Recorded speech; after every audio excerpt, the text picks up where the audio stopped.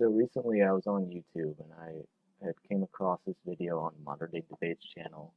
Um, and it was a debate, it was about like a year, yeah, pretty much a year old. I was the debate was about, did Moses exist or was there a historical Moses? And I had seen this when the video had came out, or the debate was streamed live at the time. But I recently came across it again and decided to like look through it again. And it was an interesting debate, but there were, and I believe it was between Jim Majors and some like Christian apologist or something who like argues for the historicity of the biblical, specifically Old Testament text. And I thought Jim Majors did a good job, but I thought there were some other arguments he could have brought up and like some other, you know, ways or rebuttals he could have brought up to against this Christian apologist. I mean, I thought it was good that he pointed out that the Exodus narrative and the story of Moses, it took it took a lot of like mythological motifs from other Near Eastern like ancient myths from I guess the Eastern Mediterranean. Um, I don't know if he trying to remember if he got into specifics, but um, and I'll have to go back and watch the whole thing again at some time. But he I'm not sure if he brought up the Sargon of Akkad birth story and how like the Moses birth story is like pretty much identical, like how Sargon was put in a basket and floated down the it was either the Tigris or Euphrates. Um, but how and then he was like picked up by a royal member of the royal family, and he adopted into the royal family, and like how the Moses story is like pretty much identical to that. Yeah, I don't remember if he brought that up, but I mean I thought Jim could have brought up some other things. Like I remember that at one point they got into a discussion of like how as Jim rightly pointed out, that the uh,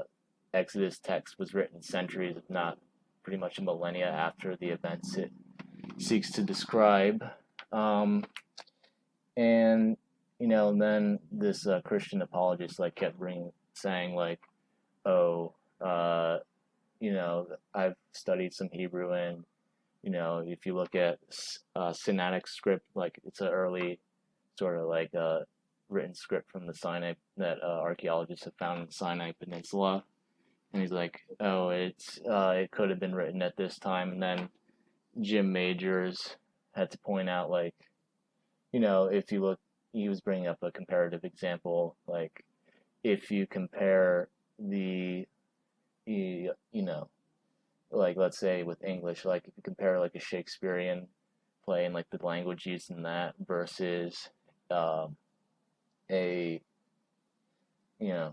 like modern English, like if how we speak and how we write,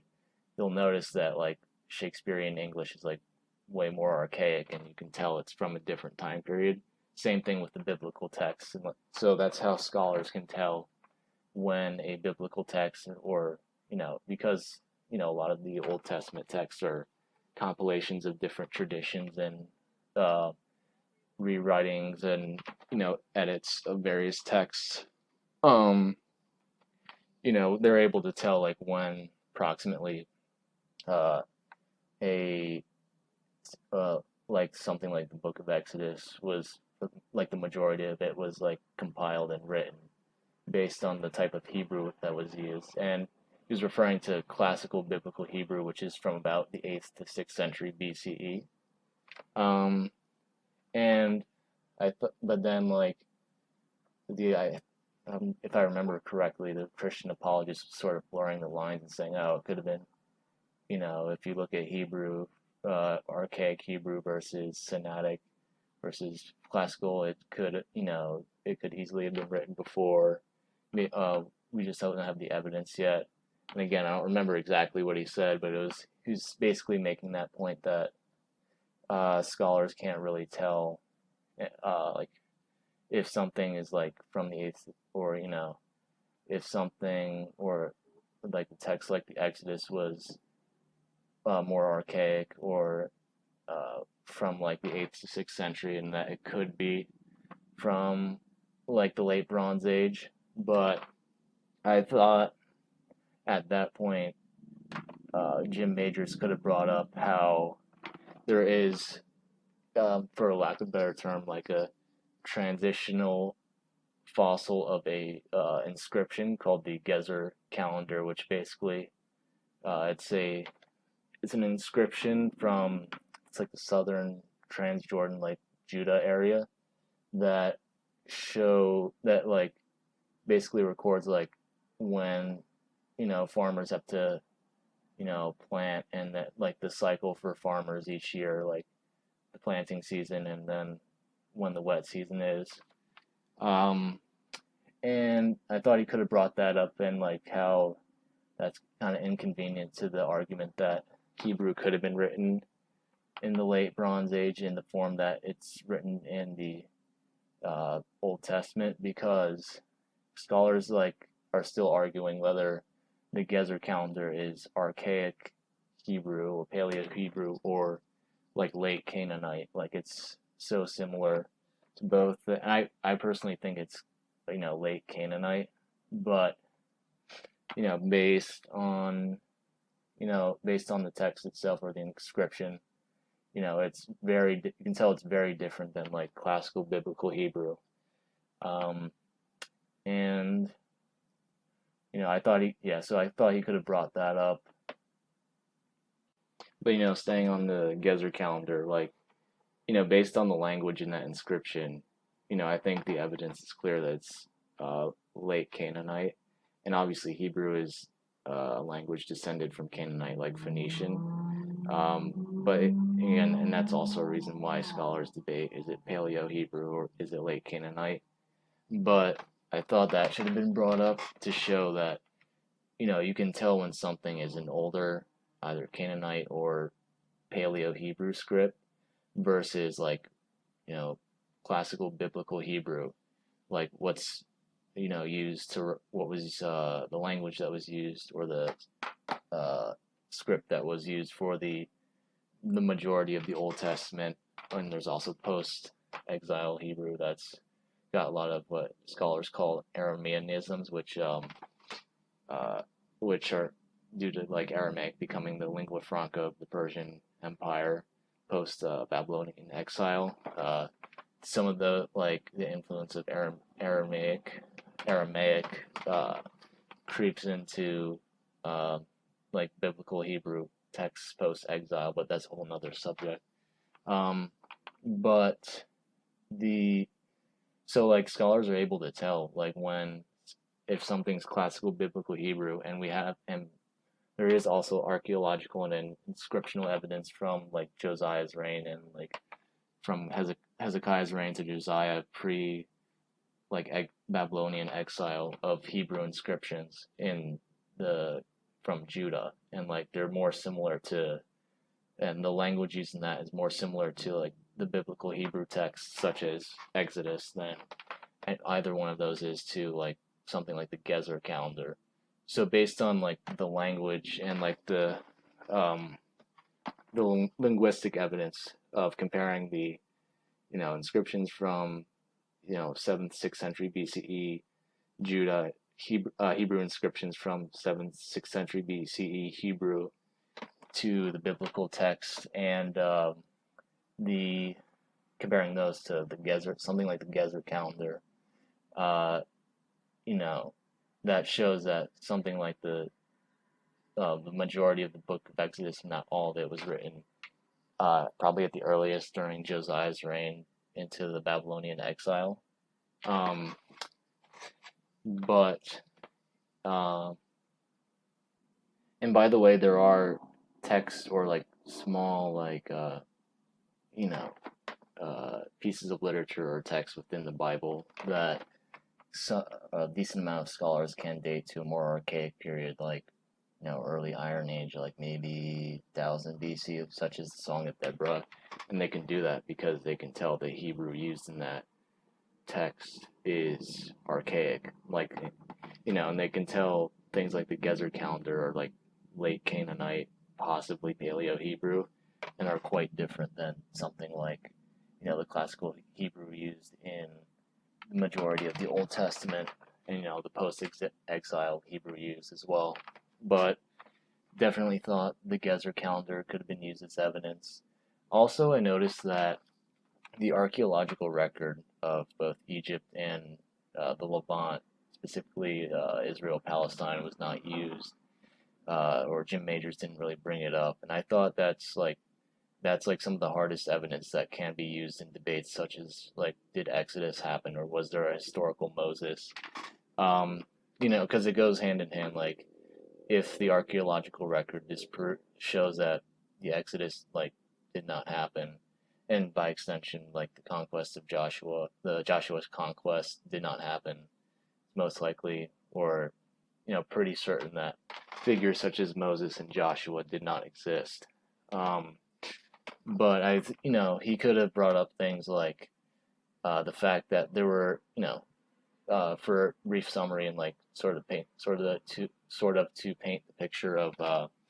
the New Kingdom Egypt and late Bronze Age Eastern Mediterranean. So during the second intermediate period of Egypt, Hyksos were occupying and had control of Lower Egypt. Then Ahmose the first pharaoh of the New Kingdom, comes to power, drives out the Hyksos, and then as soon as he drives them out, then a stricter, migration and immigration control within Egypt is implemented. So, stricter control of the border, so like less migrants from, Asiatic migrants, and peoples from the Levant can't just like flow in, or just mass amount of peoples from the Levant, they can't just like come in. So that Egypt has a tighter control on that. And also, under pharaohs such as Thutmose, Egypt expands its empire from Nubia all the way to basically what is today Syria. So, with these two things in mind, with such strict immigration control, and by extension, the Egyptians built military garrisons throughout the Sinai, and they had control of the Levant, and that the Levant was part of the Egyptian Empire. So they had strict control over the Sinai and the Levant, and they knew what was going on in the Sinai and the Levant. So it seems really hard to imagine like a massive group of Israelites. I believe the number in Exodus was 600,000. Can just like wander through the Sinai for 40 years and not get noticed by an Egyptian military garrison or military leaders occupying the garrison, or and even if they did escape the Sinai, like how could they really escape Egypt by like going into Egyptian territory and what is now Palestine, because that was controlled by Egypt, and that the evidence for that is clear due to like Egyptian monuments being found in Palestine and the Levant, and something like the El Amarna letters, which show like correspondence between Akhenaten and various Canaanite kings of the city-states within Canaan. So that with those pieces of evidence, it's clear that Egypt had tight control of the Levant and Sinai. So how the Israelites could like escape that, or like get into Canaan without like being caught, like that just doesn't add up. So basically the point is like the Israelites would have little to no shot of escaping the Egyptians, since their empire extended into Canaan and Syria.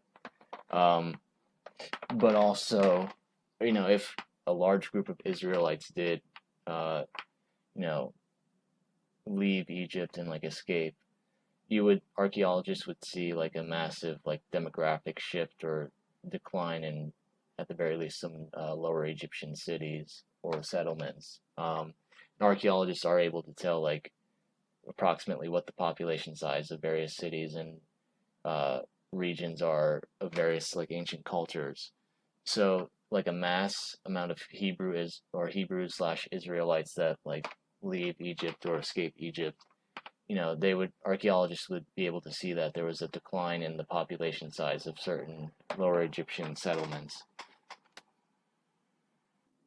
But I think it's really important to emphasize like military garrisons in the Sinai and like the military presence in Canaan, and like how we don't have any records from these garrisons of like a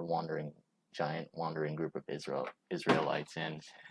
archaeologists and Egyptologists do have like plenty of records, like in general, from these garrisons of like various things like concerning military affairs, but nothing can with all the records and like uh, documents from these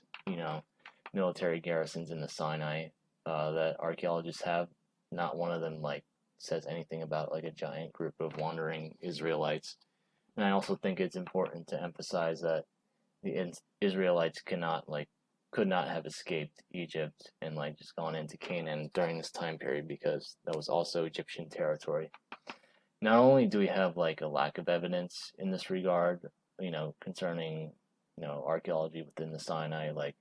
there's zero evidence of like a giant or like a large group of Israelites or Hebrews,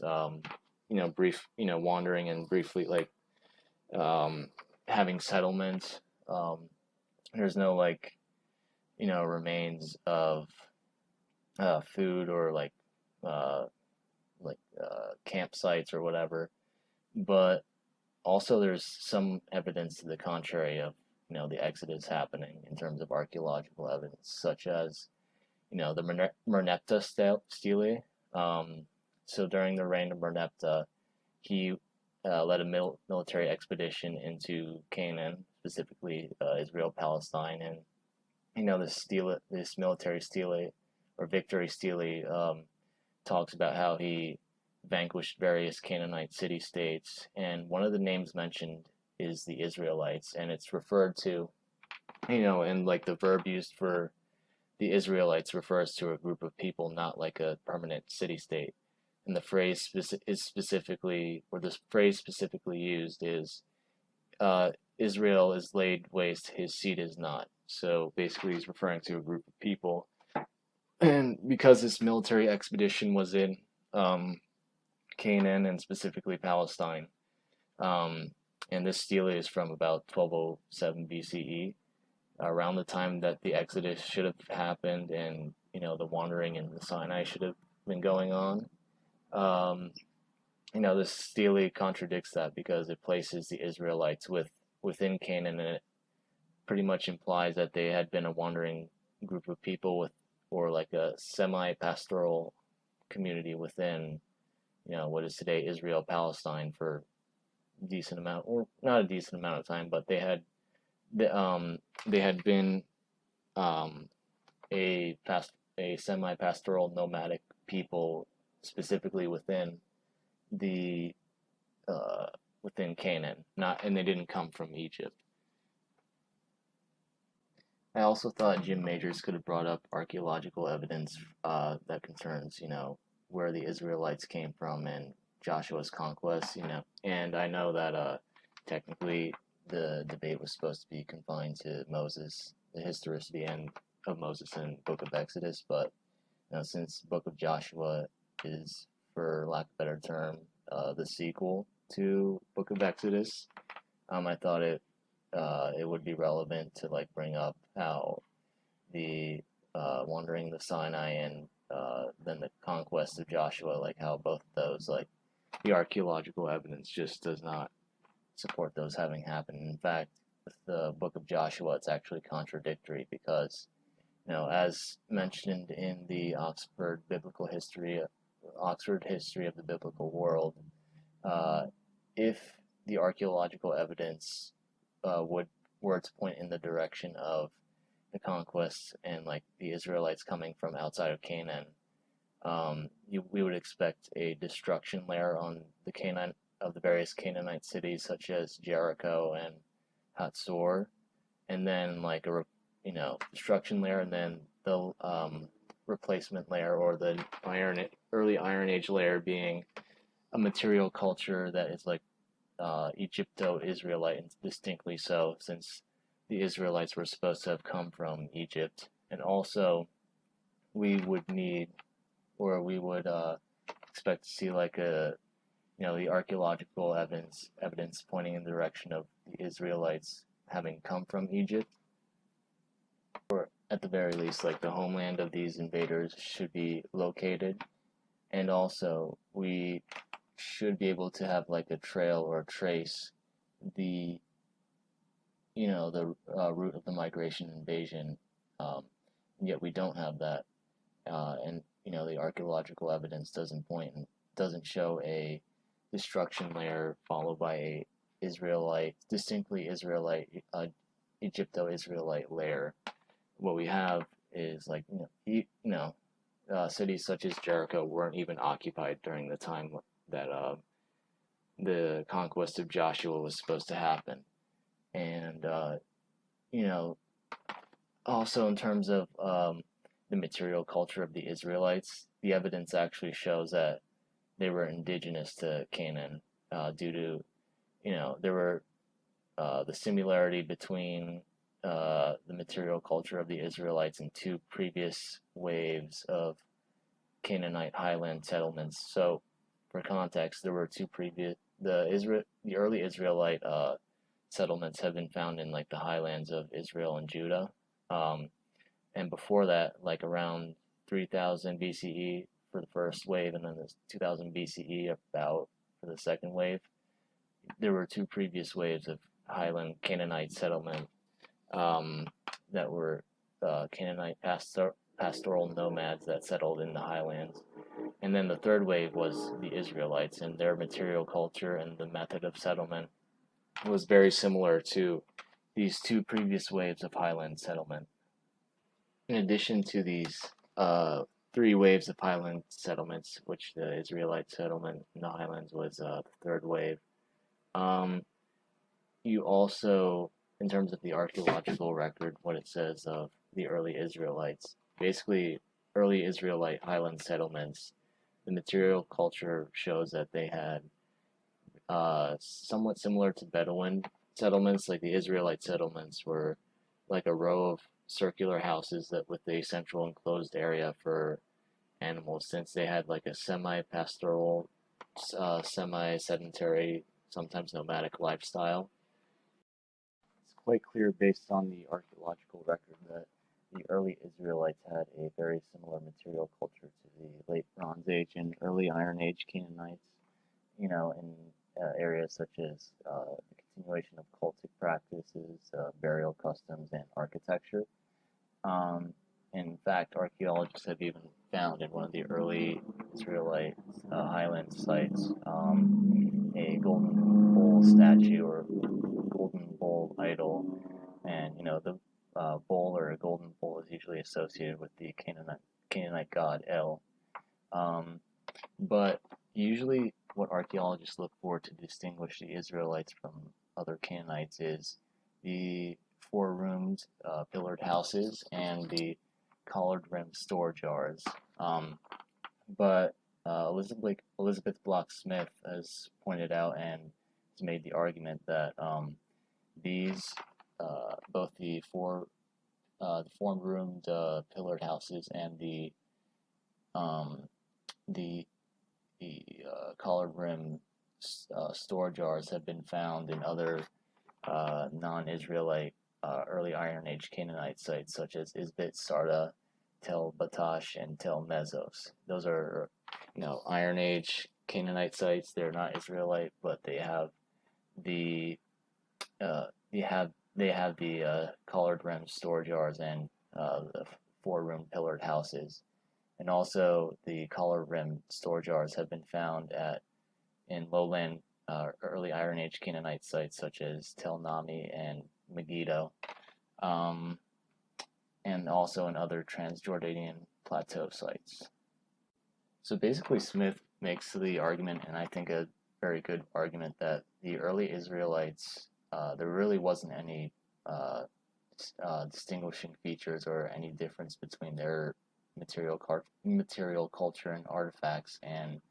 the other Canaanite sites that continued from the late Bronze Age, post-Bronze Age collapse into the Iron Age. Obviously the early Israelite highland sites of the Iron Age, one or early Iron Age, were very similar, if not identical, to the two previous waves of Canaanite highland settlement in what is today Israel, Palestine. First wave being from 3,500 BCE, the second one from 2000 BCE. The Israelites were the third wave, as mentioned before, and they're pretty much identical. And Smith makes the case that the Israelite material culture is also identical to other lowland Canaanite sites from the Iron Age and other Iron Age Canaanite sites. Although there's like room for discussion on whether the store or the call it rim store jars and 4-room pillared houses are uniquely Israelite or they're Canaanite feature found at other sites. Archaeologists are still debating that, but I think I do think it's clear that these have been found in other Canaanite sites, and it's not unique to Israelites. So the fact that the Israelites, or the early Iron Age Israelites, based on the archaeological evidence, show a continuation of Canaanite material culture and follow a similar cultural evolutionary trajectories similar to the Phoenicians, Moabites, and the other Canaanite cultures and settlements such as Megiddo. It's quite clear that this is quite clear. It's quite clear that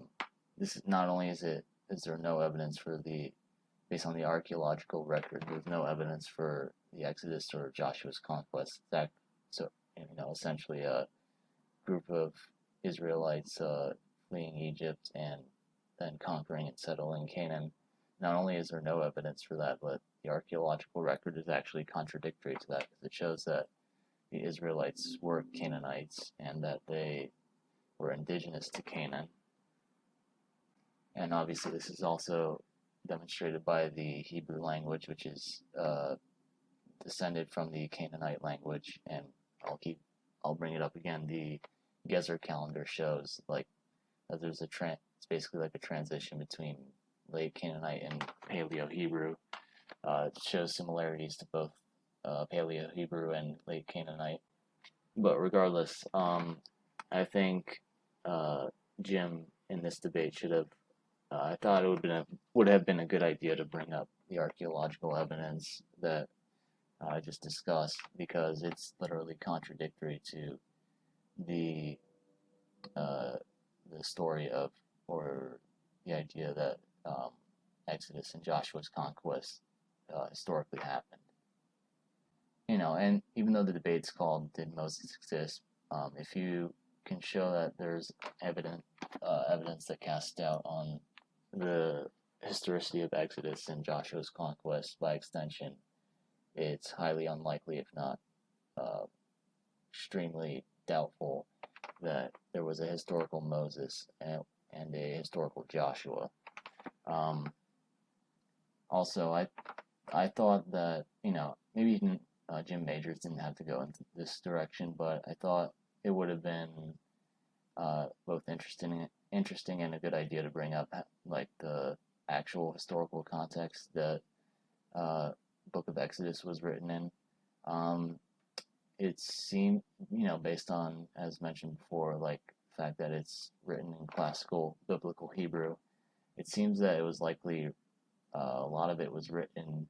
during the reign of King Josiah, and is probably a reflection of his conflict with the Egyptian pharaoh at the time, Necho II. So, for some context, at that time, the Assyrian Empire withdrew from Egypt and also withdrew from the Levant. So Josiah had an opportunity to fulfill the dream and the desire for a united monarchy, but at the same time, Pharaoh Necho II had the desire and the opportunity to expand the Egyptian territory once again into Canaan. So it's, there's a good chance that if, and I think there's a very good case that um, the Book of Exodus, a lot of it reflects the conflict between Necho II and King Josiah. Also, a good portion of it likely was written during the Babylonian exile. And, Book of Exodus being written at that time, uh, I think demonstrates and is a reflection of,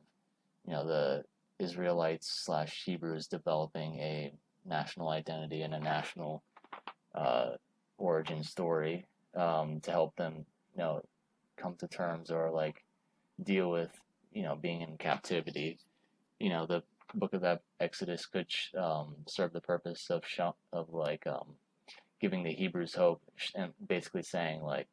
oh, we've been in captivity before and Yahweh has led us or has freed us before. So we, let's let's fix our method of Yahweh worship and fix our religion, and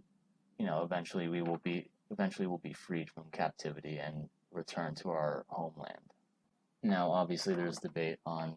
whether the Book of Exodus or the vast majority of the Old Testament was written during the exile and after, or if some of it was written or a lot of it was written from the 8th to 6th century BCE. But regardless, I think it would, if like, well, I think that a part of it was written, or a good portion of it was written during the exile and served as a nationalistic or national origin story of the Israelites, and like sort of a way for them to deal with being in captivity. Like they, as the Book of Exodus would show them that they've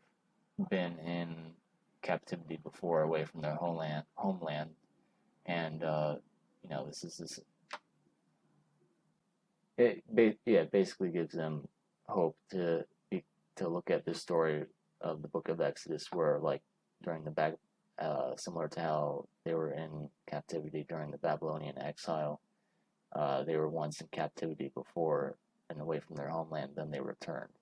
So it gives them hope that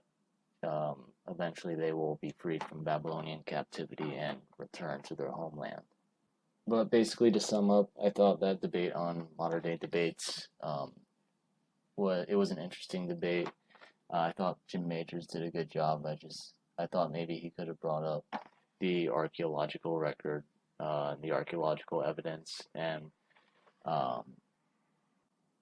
also brought up the Gezer calendar, like when they were discussing like the linguistics of the Hebrew Bible. Maybe brought up the Gezer calendar, and shown like how this is a more archaic language and it's very different than the classical biblical Hebrew of the Old Testament. And although he did do a little, or did a decent amount of like casting doubt or showing that the Book of Exodus was not historical, including showing how like the Moses narrative and like various motifs within the Book of Exodus had precedence within other myths, including, as I've said before, he might have brought this up, but I would have to go back and check. But the Sargon of Akkad birth myth or birth story, even though Sargon of Akkad was obviously a real ruler, he had a mythical story about his birth. And since the Moses story uses or was clearly influenced by this mythical birth narrative of Sargon of Akkad, it kind of casts doubt on, or shows that the Moses birth story was a myth. But I also thought that Jim Majors could have also used the archaeological evidence to show that Book of Exodus and Book of Joshua was a myth were myths and like had little to no historical basis. By by bringing up the archaeological evidence of both Egypt and the Levant, because by extension, if you show that these narratives didn't happen, and that using hard archaeological evidence to show that these narratives didn't happen, by extension, it really casts doubt and shows that it's extremely unlikely that Moses and Joshua did not exist. But overall, I thought he did a good job, and I thought it was an interesting debate.